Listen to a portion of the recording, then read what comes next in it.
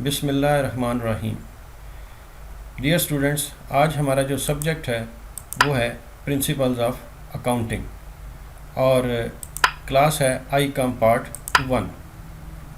आज हम इसमें देखेंगे कि इस सब्जेक्ट में वो कौन से चैप्टर्स हैं जो आपको पेपर की तैयारी में मदद दे सकते हैं। तो ये चैप्टर्स आप देखिए, इनमें से कुछ चैप्टर्स में से न्यूमेरिकल्स आते हैं, कुछ में से सिर्फ शॉर्ट आंसर्स आते हैं और कुछ में से न्यूमेरिकल्स भी आएंगे और शॉर्ट आंसर्स भी। यही मैं आज आपको बताऊंगा कि वो कौन से चैप्टर्स हैं जिनको आप अच्छी तरीके से तैयार करके अच्छे नंबर हासिल कर सकते हैं। सबसे पहले हमारे पास चैप्टर आता है इंट्रोडक्शन। इस चैप्टर में अकाउंटिंग का इंट्रोडक्शन करवाया जाएगा, तारुफ करवाया जाएगा कि इसमें कौन कौन सी चीज़ें, अकाउंटिंग है क्या, अकाउंटिंग को आप किस तरह पढ़ सकते हैं, अकाउंटिंग को किस तरह लिख सकते हैं।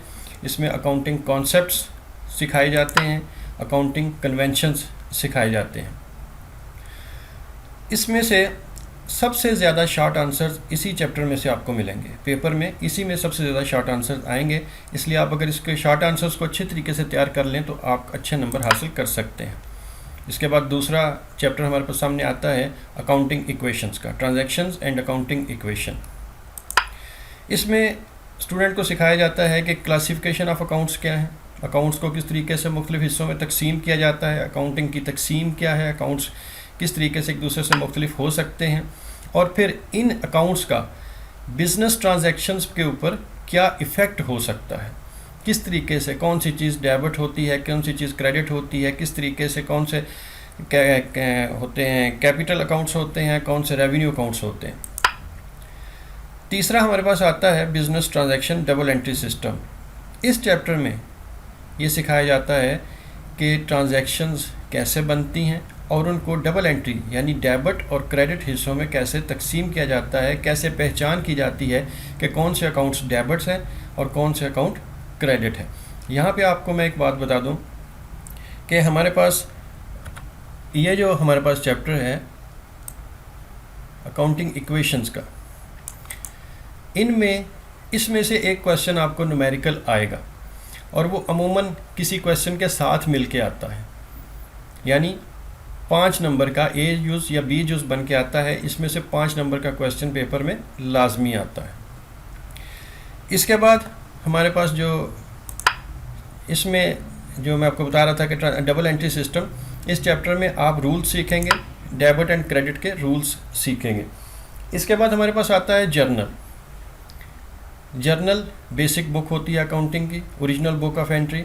इसमें स्टूडेंट्स को ये सिखाया जाता है कि जर्नल में जो ट्रांजैक्शन आपने की है उसको जर्नल में कैसे रिकॉर्ड किया जाता है। जर्नल में हर चीज़ जर्नल में रिकॉर्ड होती है, इसको कैसे रिकॉर्ड किया जाएगा। इसके बाद फिर आते हैं लेजर्स, जर्नल और लेजर्स। लेजर में जो ट्रांजैक्शन आती है वो आगे लेजर में क्लासीफाई की जाती है, उसको लिखा जाता है, उसको मुख्तलिफ तरीक़ों से उसके अकाउंट्स बनाए जाते हैं। तो ये जो आपके पास लेजर, जर्नल और लेजर्स, इन दोनों को मिला के एक क्वेश्चन आपको दिया जाएगा।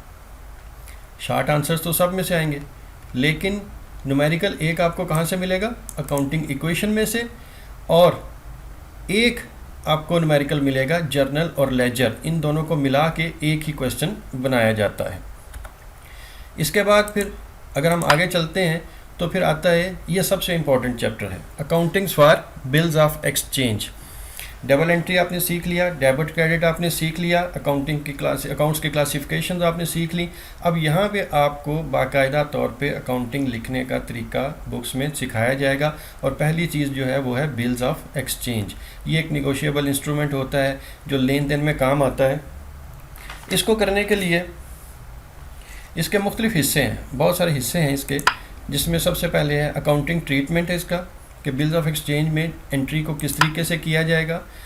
अगर बिल को डिस्काउंट करवाया जाए उसकी एंट्री क्या होगी, अगर बिल को एंडोर्स किया जाए यानी किसी दूसरे शख्स के नाम पे मुंतकिल कर दिया जाए तो फिर इसकी एंट्री क्या होगी, बिल को बैंक में कलेक्शन के लिए भेजा जाए तो फिर उसकी एंट्री क्या होगी, और अगर बिल डिसऑनर हो जाए यानी बिल पे करने वाला बिल अदा करने से इनकार कर दे तो फिर आप उसकी एंट्रीज़ को कैसे करेंगे। ये सारी चीज़ें जो हैं इसके अंदर होती हैं। इसके बाद फिर आता है रीन्यूअल ऑफ बिल, कि अगर बिल को रीन्यू करवाया जाए, मुकर्रर तारीख तक बिल की रकम अदा ना हो सके और उसकी डेट को इंक्रीज़ करना हो, बढ़ाना हो, तो उसको रीन्यू हम कैसे करवाएंगे।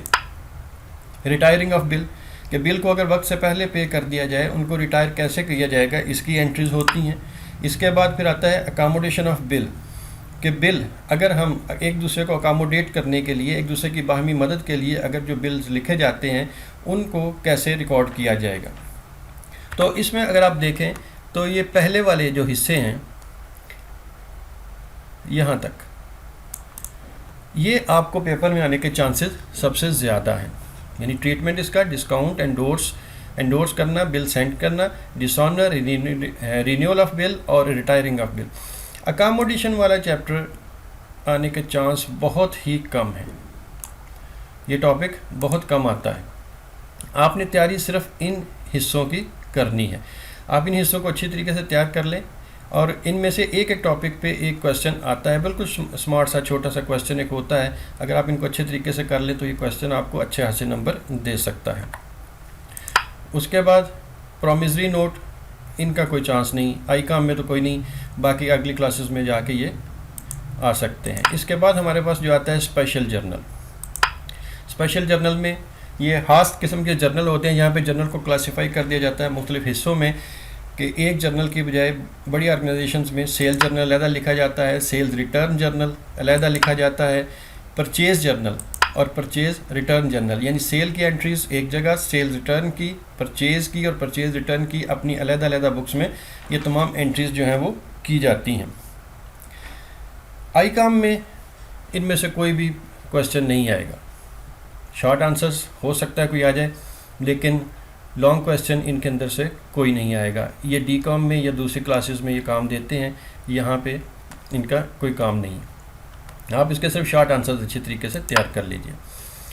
इसके बाद अगला चैप्टर जो आता है वो है कैश बुक और bank reconciliation statement, most important. Bill of exchange के बाद सबसे ज़्यादा इम्पॉर्टेंट यही चैप्टर है आपका।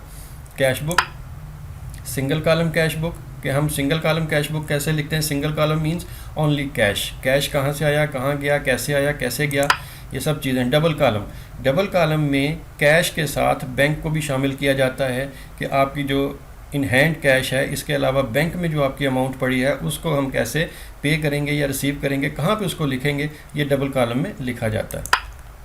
और फिर आता है triple column cash book. Triple column में कैश और बैंक के साथ साथ डिस्काउंट का कॉलम को भी ऐड किया जाता है, कि डिस्काउंट जो दिया है या डिस्काउंट जो लिया है उसका अकाउंटिंग ट्रीटमेंट क्या होगा। ये चैप्टर आपका बहुत इम्पोर्टेंट चैप्टर है। आपने ये तीनों टॉपिक जो हैं वो बड़े अच्छे तरीके से तैयार करने हैं। इन तीनों को मिला के एक क्वेश्चन बनाया जाता है।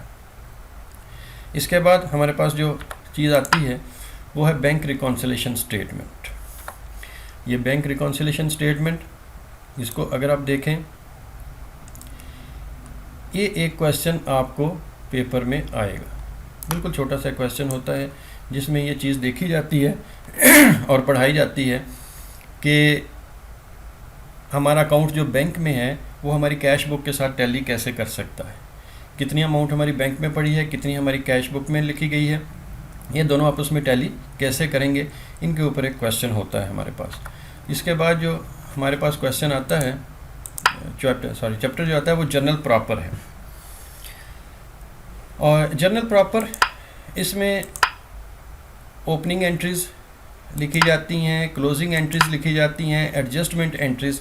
ये उस जो हमारा जनरल जर्नल है उसके अलावा ये एक और जर्नल तैयार किया जाता है जिसमें ओपनिंग, क्लोजिंग एंट्रीज़ और एडजस्टमेंट एंट्रीज़ बाज़ औक़ात हमें इसकी ज़रूरत होती है। ये आप आगे चल के सीखेंगे कि इनको कैसे ट्रीट किया जाता है, लेकिन इस वक्त इसमें से सिर्फ आपको शॉर्ट आंसर्स की आपकी तैयारी करनी है, न्यूमेरिकल इसके अंदर से आपको नहीं आएगा।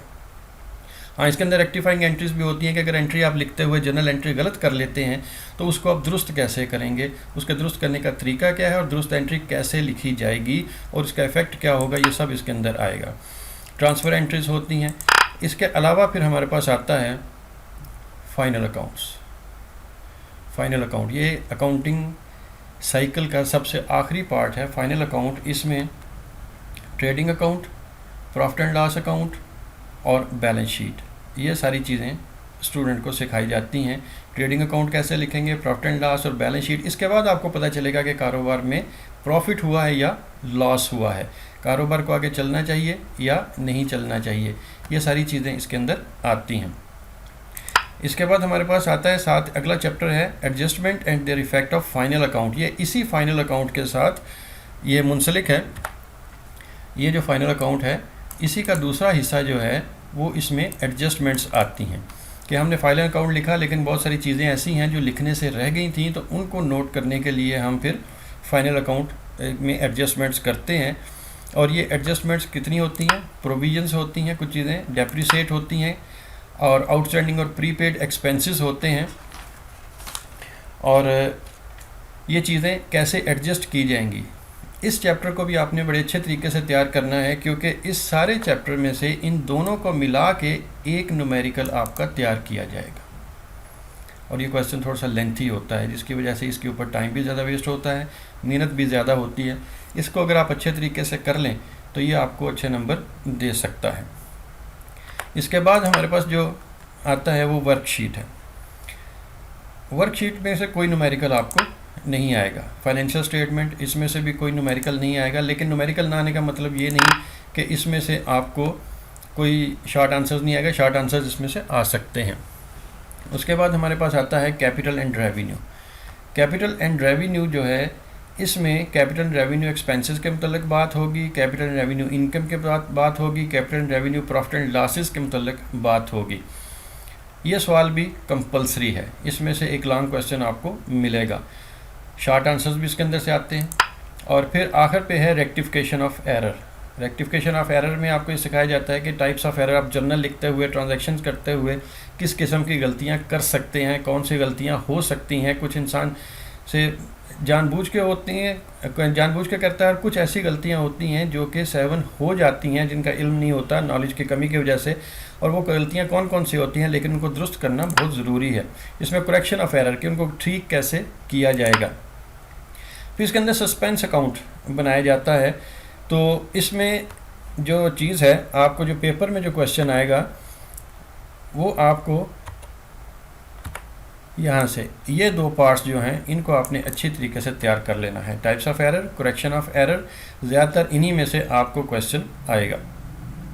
इसके अलावा जो सस्पेंस अकाउंट है, इसमें से बहुत कम आने के चांसेस हैं। लेकिन इन तमाम चैप्टर्स को, जो चैप्टर्स मैंने आपको बताए हैं, इनमें से आपने शॉर्ट आंसर्स बड़े अच्छे तरीके से अपने सारे तैयार कर लेने हैं। और लेकिन लॉन्ग क्वेश्चन जिन जिन के मैंने आपको बताया, इसी में से लॉन्ग क्वेश्चन आपके सामने आएंगे। हाँ, इसके अंदर एक और पॉइंट भी होता है, effect of errors on final account, कि आप जो गलतियाँ हुई उनको जब आप करेक्ट करेंगे तो फिर फाइनल अकाउंट्स के ऊपर उसका इफ़ेक्ट क्या आएगा। तो ये सारे वो चैप्टर्स थे जिनमें से आपको शॉर्ट आंसर्स आएंगे और इम्पॉर्टेंट क्वेश्चंस आएंगे, लॉन्ग क्वेश्चंस आएंगे। आपने इनको अच्छे तरीके से तैयार कर लेना है। नेक्स्ट वीडियो में इंशाल्लाह मैं आपको बताऊंगा कि आपका पेपर पैटर्न कैसे होगा, कौन कौन से चैप्टर को मिला के, ये आपको मैंने वैसे बता तो दिया है, लेकिन कौन कौन से चैप्टर्स में से कम्बिनेशन होगा, कौन कौन से चैप्टर्स में से कितने शॉर्ट आंसर्स आएंगे और कितने लॉन्ग क्वेश्चंस आएंगे। तो इंशाल्लाह नेक्स्ट वीडियो के साथ मिलते हैं। उस वक्त तक के लिए खुदा हाफिज़।